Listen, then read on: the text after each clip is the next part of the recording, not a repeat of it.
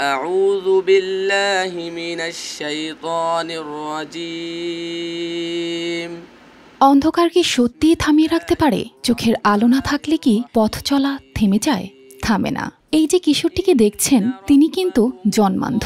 তারপরও শুধু মনের আলোয় মুখস্থ করেছেন ৩০ পারা কোরআনের ৬,৬৬৬টি আয়াত।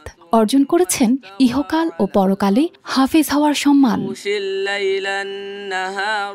ঘোড়াশাল চামরাব হাফিজিয়া মাদ্রাসা ও এতিমখানার শিক্ষার্থী ইফরান। অক্ষর ছুঁয়ে দেখার সুযোগ তার নেই, চোখের সামনে কোনো বই খোলা নেই, তবুও সে জানে প্রতিটি আয়াতের প্রতিটি শব্দ। কেবল শিক্ষকদের মুখ থেকে ৬,৬৬৬টি আয়াত শুনেই এমনভাবে আয়ত্ত করেছে যেন তার হৃদয়ে গেঁথে গেছে। ছোট্ট একটা কাজ যদি করে দেখাও আজ, সাথে আসবে সবাই, তুমি তোলো আওয়াজ। এমনই অসংখ্য দেশপ্রেমিকের ছোট্ট একটি ভালো কাজে রমজান হোক সবার। রবি, আমাদের কাছে অনেক ভালো লাগছে, আমাদের ইফরান ভাই হাফেজ হয়েছে, আমরা তার জন্য দোয়া করব, সেই জন্য আরো বড় কিছু হতে পারে। আমরা তো দেখে দেখে পড়ি, হুজুর বলতো ইফরান ভাই শুনে শুনে পড়ি, আলহামদুলিল্লাহ হাফেজ হয়েছে। আমরা দোয়া করি যেন উনি আরো বড় মাওলানা হতে পারে। ইফরানের জন্ম নরসিংদীর আমদিয়া ইউনিয়নের ভুয়ুম গ্রামে। বাবা জামির হোসেন একজন প্রবাসী। মা বাবার স্বপ্ন ছিল ছেলে বড় হয়ে একজন আলেম হবেন, তাই ছোটবেলা থেকেই তাকে ভর্তি করানো হয় চামরাব হাফিজিয়া মাদ্রাসায়। সেখানে শুরু হয় তার পথ চলা। আমি জন্ম থেকে অন্ধ। আমার অনেক ইচ্ছা ছিল ছোটবেলা থেকে যে আমি হাফেজ হব।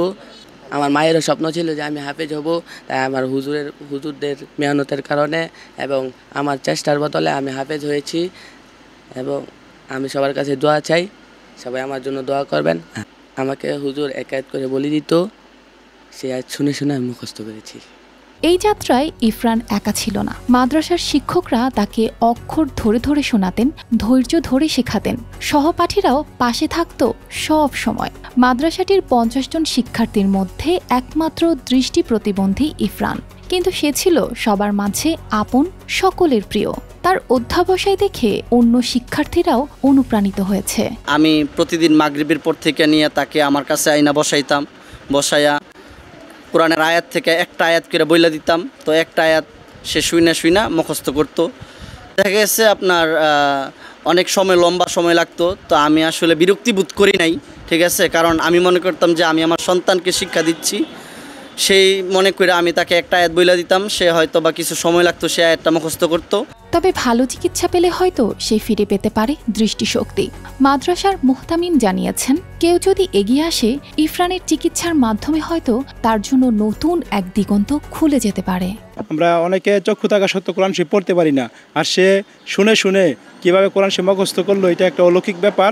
এজন্য তার জন্য আপনারা দোয়া করবেন, তার পাশে থাকবেন।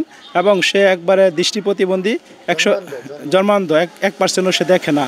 যদি কোনো বিত্তবানশালী কেউ থাকেন যে তার চিকিৎসা করলে যদি সে ভালো হয়, এরকম যদি কেউ চিকিৎসা করতে চান, ইনশাল্লাহ আমরা দেব তাকে চিকিৎসা করার জন্য।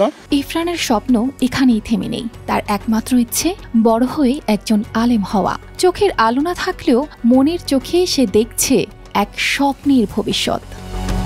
News desk, RTV।